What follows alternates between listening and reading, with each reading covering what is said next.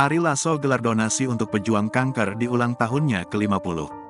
Penyanyi Ari Lasso genap berusia 50 tahun pada hari ini, Selasa, tanggal 17 Januari tahun 2023. Untuk merayakan hari jadi sekaligus ungkap rasa syukur, Ari Lasso menggelar donasi untuk membantu pejuang kanker.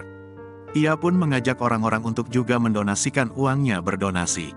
Sebagai ungkapan syukur jelang ultah saya ke-50, kasih kado saya ya, bukan untuk saya, tapi kita berbagi yuk, berapapun UTK para pejuang kanker, link dan caranya kalian lihat IG story saya ya, tulis Ari Lasso dikutip Tribun News, Selasa, tanggal 17 Januari tahun 2023. Adapun bantuan tersebut disalurkan melalui kitabisa.com.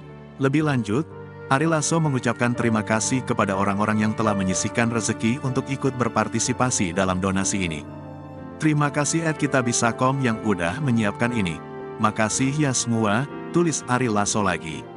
Tuhan membalas kebaikan kalian semua, amin, tandasnya.